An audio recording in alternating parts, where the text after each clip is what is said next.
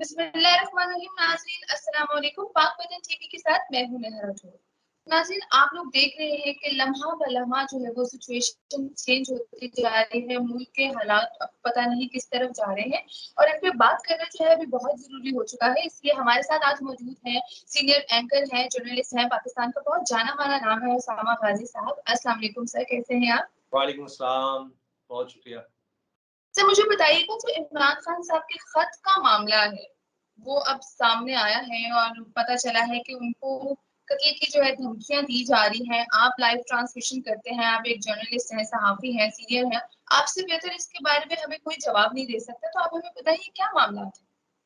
असल में देखिए, जब 2 मुल्कों के दरमियान कोई बातचीत होती है, ना सिर्फ 2 मुल्कों के दरमियान बल्कि आपके अपने जो लोग हैं उनके दरमियान, तो आप उसको इस तरह से पब्लिक नहीं कर सकते, वरना किसी भी मुल्क का निज़ाम ही नहीं चल सकता। मिसाल के तौर पर अब जनाब कोई सिविल मिलिट्री इस तरह से कोई बात हो रही है, कोई मीटिंग हो रही है या मुल्कों के दरमियान जो जो इस केस में है, तो उसमें अगर आप ये करने लग जाए तो वही मुल्क आप पे ट्रस्ट ही नहीं करेगा कि भई जो भी हम इनको बात कर रहे हैं, जिस तरह आप समझते हैं कि फर्ज़ करें चाइना है, अब सी पैक के साथ हमने किस तरफ कब जाना है, तो आपने सोचना होता है हमने कितनी इंफॉर्मेशन इस बारे में देनी है, कितनी अभी नहीं देनी। तो इसी तरह से एक मुल्क है और वहां पर बातचीत चल रही है और वहां से हमारे एक जो एम्बेसडर है उन तक ये पैगाम पहुंचाया जाता है कि जनाब ये जो आपका इस वक्त प्राइम मिनिस्टर है, तो बिल्कुल नाम जरूर नहीं होता कि लिया जाए, जो इस वक्त वो कहेंगे जी आपका सेटअप है ये ठीक नहीं चल रहा, हमारे इस पर तहफुजात है। और ये आगे कन्वे कर दिया जाता है ताकि आप आगे पहुंचा दें कि भाई हमारे मामला खराब चल रहे हैं। तो आगे से उनको ये जवाब दिया जाता है, जब ज़ाहिर है यहाँ पर वज़ारत ख़ारिजा में राब्ता किया होगा कि जी वो मुल्क ये कह रहा है कि कुछ मामलात आप ठीक करें, आप हमारे साथ सही नहीं चल रहे। और आप ये जो नए मुल्कों से मतलब रशिया से आप जिस तरह जा रहे हैं, ताल्लुकात बढ़ा रहे हैं, ये ठीक नहीं है। जिस तरह आपने देख लिया यूरोपियन यूनियन का लेटर भी आया था। तो उसी तरह से जब ये बताया गया कि जी आप रशिया की तरफ इस तरह से ना जाएँ, तो जवाब दिया गया कि जी देखिए ये सिर्फ कोई एक इंडिविजुअल का फैसला नहीं है कि प्राइम मिनिस्टर इमरान खान ये खुद से फैसला कर रहे हैं मैं अब रशिया की तरफ जाऊंगा, मैं ये करूंगा, वो करूंगा। पूरी एक मीटिंग होती है, उसमें इदारे इन्वॉल्व होते हैं और फिर ये फैसले लिए जाते हैं। तो आगे से फिर ये जवाब दिया गया कि अच्छा ठीक है, लेकिन अगर अगर यही बंदा कंटिन्यू करता है अदम एतमाद के बाद भी, ये अदम एतमाद की यानी तहरीक कामयाब नहीं होती और प्राइम मिनिस्टर यही रहा, तो फिर इसके कॉन्सिक्वेंसेज होंगे, इसके कुछ नतायज होंगे। तो अब ये बात है, हम्म। तो ये नहीं होता कि जनाब अगर ये इमरान खान रहा तो हम छोड़ेंगे नहीं आपको, आप देख लेंगे आपको, आपके साथ हम करते क्या है। तो इस तरह तो लैंग्वेज नहीं यूज होती। और उसके बाद ये होता है कि ये डिप्लोमेटिकली जो हमारे फिर वहां से एक मुरासला, एक लेटर या एक कॉरेस्पॉन्डेंस यहाँ पर भेजी गई वजारत खारजा को कि जी ये आगे से जवाब आया है। तो जाहिर है इस तरह के होंगे तभी हमारे मुल्क ने आगे देखना है कि हमने किस तरह से चलना है। अच्छा उनको इस चीज पर तहफुजात है इस मामले पर, तो हमने अब किस तरह इस चीज को बैलेंस करना है, हमने इंडिपेंडेंट, तो ये होता है। अब उस चीज को इमरान खान साहब पब्लिक के सामने ले आए कि भाई ये देखो ये थ्रेट तो सामने है। अब ये हमारा माजी है कि जनाब परवेज मुशर्रफ को कहा गया either you are with us or against us. America ने कहा कि हम आपको स्टोन एज में पहुंचा देंगे अगर आपने अफगानिस्तान में हमारा साथ ना दिया, हमें आपकी एयर सपोर्ट यानी एयर स्पेस भी चाहिए, हमें यहाँ से रास्ता भी चाहिए, सब कुछ चाहिए। और फिर कहा गया कि मुशर्रफ साहब ने तो वो कुछ दे दिया, अमेरिका खुद कह रहा है कि जो हमने सोचा भी नहीं था, हमारा ख्याल था कुछ गिव एंड टेक होगा। मुशर्रफ साहब ने तो कहा कि जनाब बिल्कुल जो चाहिए हाजिर है, तो गिव एंड टेक भी नहीं हुआ। तो ये एक माजी है, रिसेंट मैंने बात की, और इससे पीछे भी है, आपको पता है कि जरदारी साहब के दौर में मेमो स्कैंडल आ गया, तो ये एक हिस्ट्री है। तो कुछ बातें तो जो इमरान खान साहब ने बता दी हैं, इससे ज्यादा मेरा नहीं ख्याल बता सकेंगे वो। और अब तो इस्लामाबाद हाईकोर्ट का भी फैसला आ गया और ना ही बतानी चाहिए। आप जितना तो मर्जी कह लें, सर, कौमी मफाद में इससे ज्यादा नहीं बताना चाहिए। मुझे बताइएगा क्या इमरान खान साहब ने आज फिर अवाम के साथ जलसा क्यों नहीं किया, उनके रूबरू क्यों नहीं आए? क्या उनको कोई थ्रेट है किसी किस्म का? क्योंकि फैसल बादशाह साहब के बकौल भी उनको कत्ल के लिए उनको धमकियां मिलना शुरू हो चुकी है। तो क्या क्या रीजन हो सकती है कि वो क्या हमारे वजीर आजम साहब डर गए हैं या उनको किसी चीज का खौफ है कि वो अवाम के साथ रूबरू नहीं हुए आज? खौफ ये है कि उसके बाद पाकिस्तान का क्या बनेगा। सारी दुनिया बिल्कुल। जो है या वो ममालिक जिनको फर्ज कीजिए कि मैं अब डायरेक्ट नाम नहीं लेना चाह रहा क्योंकि फिर वही जिम्मेदारी का आ जाता है, कल को लोग पूछेंगे जी आपने ये कहा तो आपके पास क्या सबूत है, क्या है। मिसाल के तौर पर जो हुआ है हम उसको डिस्कस करते हैं। एब्सोल्युटली नॉट, इमरान खान साहब ने कहा। उसके बाद आप जानती हैं कि अमेरिका के साथ हमारे ताल्लुकात के क्या नताइज निकले। फिर हमारे वजीर खजाना साफ कह चुके हैं जी IMF से हमारी शराइत बहुत ज्यादा सख्त हो गई है। वो बड़ी सख्ती कर रहा है क्योंकि अमेरिका से हमारे ताल्लुकात अब उस तरह के नहीं रहे। ये बात भी आपके सामने है। जो बाइडेन की जनाब उस तरह से कॉरेस्पॉन्डेंस नहीं होती, कॉल नहीं आती, ये भी आपके सामने है। फिर आप रूस की तरफ चले जाते हैं, अमेरिका कहता है जी हमने अपने तहफुजात पहुंचा दिए हैं। उनकी ऑफिशियल स्टेटमेंट आई थी कि हमने बता दिया कि आपको क्या करना चाहिए। तो उसके बाद इमरान खान साहब शायद खिताब में ये बातें साफ करना चाहते थे, वाज़ेह तौर पर करना चाहते थे। उस लेटर का मजीद हवाला देना चाहते थे। शायद वो जब साफियों को उन्होंने बुलाया तो वो लेटर तक दिखाना चाहते थे, लेकिन फिर उनको एडवाइस ये किया गया कि ये मत करें, इसके आगे हुँ, नतायज बड़े खतरनाक होंगे, इससे आपको पॉलिटिकली बहुत फायदा हो जाएगा, लोग बड़े अवेयर हो जाएंगे, सब कुछ हो जाएगा, लेकिन उसके बाद जितने भी ममालिक हैं, हर मुल्क से आपके कोई बहुत अच्छे ताल्लुकात नहीं होते। मिसाल के तौर पर इंडिया से हमारे बिल्कुल। ताल्लुकात तो है ना, हमने उससे कोई ताल्लुक तो नहीं खत्म हुँ, कर देना, मतलब जंग तो नहीं है, तो कोई ना कोई मसलन एम्बेसडर उनका भी यहाँ, कोई ना कोई उनका जो सफारती स्टाफ है वो यहाँ है, पाकिस्तान का वहाँ है, तो हमने एक लेवल पर चलना होता है, हमारे पास भी उनकी कोई इन्फॉर्मेशन होगी, हमने एहतजाज करना है, तरीके से करना है, तो लिहाजा एक हद से ज्यादा आप नहीं जा सकते, और यही सारी दुनिया में होता है। क्या अमेरिका आज रशिया के ऊपर कोई बमबारी करने लग गया, रशिया का सारा स्टाफ निकाल दिया है? चीन के साथ उन्होंने क्या किया है, कुछ जंग की मतलब कितने ज्यादा शदीद, कोई पाकिस्तान, ये तो मैं बता सकता हूँ पाकिस्तान के उस मुल्क से, जिस मुल्क की तरफ से आया है, ऐसे खराब ताल्लुकात नहीं है जितने रूस और अमेरिका के हैं, या रूस और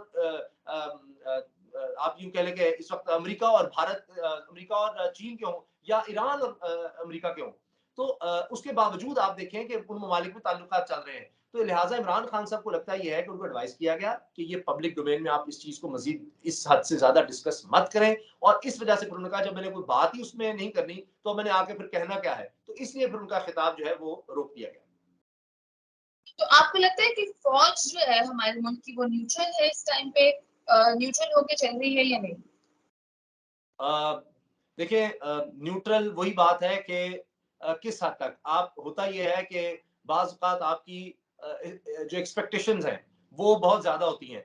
जिस तरह से मरियम साहबा कहती रहीं एक दौर में कि जी पहले इसको हटाओ फिर हमसे बात करना। मज़ामत हुँ, होगी तो मुफ़ाहमत होगी, कि इमरान खान के बिल खिलाफ कुछ किया जाए। उस वक़्त फ़ौज ने इमरान खान के खिलाफ कुछ नहीं किया। अब ये भी हो सकता है कि जी एक तरफ से हुकूमत की ये ख़्वाहिश हो कि वो इस मामले में, यानी जो उनके हाथ में हैं चीज़ें, जितना वो कर सकते हैं, जितना वो इन्फ्लुएंस कर सकते हैं या पैगाम भेज सकते हैं कि देखिए जी हम इमरान खान के साथ खड़े हैं, तो आप इसमें कोई आगे ना बढ़ें। इस वक़्त मुल्क के हालात ऐसे नहीं है कि एक इलेक्टेड प्राइम मिनिस्टर को इस तरीके से डिसलॉज किया जाए, आप ये काम मत करें। तो ये एक्सपेक्टेशन एक हुकूमत की हो सकती है, और फ़ौज उसमें नहीं आना चाह रही। वो कह रही है कि जी हम आते हैं, तो फिर कहा जाता है कि जनाब ये इन्वॉल्व हो रहे हैं पॉलिटिक्स में, लिहाज़ा हम इसमें कोई किसी को भी कोई पैगाम नहीं भेजना चाहते, आप इसमें खुद ही पॉलिटिकली इसको हैंडल करें। हम किसी को नहीं कहेंगे कि वो अगर तरीके से बात ला रहे हैं तो लाएँ, हमारा काम नहीं है। बाकी आप जो हमारी डोमेन में है, जिस तरह से भी आप कहेंगे हम करने को तैयार हैं। तो अस्करी क़यादतों से बाहमी मुलाकातें हो रही हैं वज़ीर-ए-आज़म साहब की, तो इस मामले में क्या कहना चाहेंगे आप कि ये क्या माजरा है?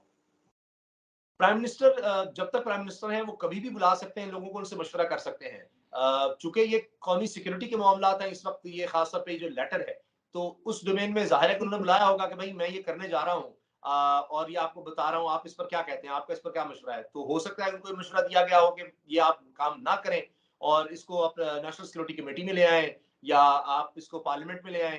तो फिर ये चीज डिसाइड हुई हो तो उसके बाद इमरान खान साहब ने फैसला किया होगा इन कैमरा इजलास बुला लेते हैं पार्लियामेंट का। तो अगला मंज़िलनामा क्या हो सकता है आपके मुताबिक? अगला स्टेप क्या हो सकता है? क्योंकि लम्हा-ब-लम्हा जो है सिचुएशन चेंज होती नज़र आती है, तो अगला स्टेप क्या हो सकता है आपके मुताबिक? जिस तरह से सूरत-ए-हाल बदल रही है, कभी भी कुछ हो सकता है। अभी जो इस वक़्त मौजूदा हालात हैं, उसमें तो इमरान खान साहब मेजॉरिटी खो चुके हैं, और अगर कोई हुँ, और हालात नहीं बन जाते तो अदम एतमाद की तहरीक में अपोज़िशन कामयाब हो जाएगी। उसके बाद जिस तरह से आप अभी पॉलिटिकल इंस्टेबिलिटी देख रहे हैं, ये अभी चलती रहेगी, और फिर इमरान खान साहब मुझे लगता है कि कुछ अरसा तो और मतलब रहेंगे प्राइम ऑपोज़िशन की मिनिस्टर। साज़िशें जो है वो अब रंग ला रही हैं, इसका ये मतलब है ना? इसकी ऑपोज़िशन जो साज़िश कर रही है वो रंग ला रही है, अब वो उसका जो है नतीजा नज़र आ रहा है, काफ़ी हद देखिए, तक। हमारे यहाँ जो तहरीक इंसाफ है निस्बतन जो पार्टीज पहले हैं उनकी निस्बत एक नई जमात है, और उसमें एक नया फेस भी है, एक नया लीडर भी उभर कर आया इमरान खान की सूरत में, और उस उम्र में आया कि जिस उम्र में लोग बहुत कुछ अचीव कर चुके थे पॉलिटिकली। मतलब बिलावल भुट्टो साहब आप देख लें ना, अभी उनकी एज शायद 30 साल के लगभग है, और वो कहाँ तक पहुंच गए हैं। जी, मरीम जी, साहब को आप बिल्कुल। देख लें, वो किस तरह से आई प्राइम मिनिस्टर हाउस में, किस तरह मीटिंग शेयर करती थी, तो एक एस्टेब्लिश, जिसको मैं कहते हैं एस्टेब्लिशमेंट, तो ये पॉलिटिकल एस्टेब्लिशमेंट है हमारी, जो इस वक्त सारी इकट्ठी हो चुकी है, पॉलिटिकल एस्टेब्लिशमेंट। तो ये किसी और को बर्दाश्त नहीं करती, तो इन्होंने किसी ना किसी वक्त में इस तरह से आना ही था, और इन्होंने ये काम करना था। तो इमरान खान जो मर्जी कर लेते, अब ये उन्होंने डिसाइड कर लिया हुआ था, और उन्होंने ये करके ही छोड़ना था। और हमारी हिस्ट्री है कि कोई भी प्राइम मिनिस्टर 5 साल पूरे नहीं कर सका, तो और उसके बाद नए प्राइम मिनिस्टर का इंतखाब होगा, और उसके बाद मुझे लगता है कि उनसे भी चीजें नहीं संभलेंगी, और अगर चीजें स्मूथ चली जाती चलती हैं, किसी तरह इमरान खान को जेल में या मुल्क से या कोई खुदा न खास्ता और कुछ कदम नहीं बड़ा उठाया जाता, तो इमरान खान और पॉपुलैरिटी गेन करेंगे क्योंकि ये हालात किसी से भी कंट्रोल नहीं होंगे। तो मुल्क का अब फ्यूचर क्या हो सकता है? मतलब हमें क्या नज़र आ रहा है अभी? अवाम भी जानना चाहती है, बहुत क्यूरोसिटी है इस चीज़ की कि हमें पता होना चाहिए कि क्या फ्यूचर हो सकता है मुल्क का। इलेक्शंस इन्होंने होने नहीं दिए, किसी मतलब रोक दिए, इसकी रोकथाम कर ली। अब हमें क्या नज़र आ रहा है? देखिए, अल्लाह ताला पाकिस्तान की हिफाज़त फरमाए, अल्लाह ताला खैर ख़ैर रखे। एक तो है कि हाँ। स्टेबिलिटी, उसका बराह रास्त ताल्लुक होता है इकोनॉमिक स्टेबिलिटी से। वैसे पाकिस्तान को अगर आप कहें कोई खुदा न खास्ता खतरा ऐसा नहीं है। ना ही ऐसा है कि हुँ। हम ज़िंदगी में पाकिस्तान की ज़िंदगी में ये हालात पहली दफ़ा देख रहे हैं। 90s का दौर ये इससे भरा पड़ा है। उससे पहले भी ये कुछ हो चुका है। बहुत अजीबो-गरीब हालात पाकिस्तान ने देखे हैं। अभी जो सबसे बुरे हालात रिसेंटली आए वो बेनज़ीर भुट्टो का कत्ल है, उसके बाद बड़ा केओस था, बड़ी खतरनाक बिल्कुल। सूरत-हाल थी।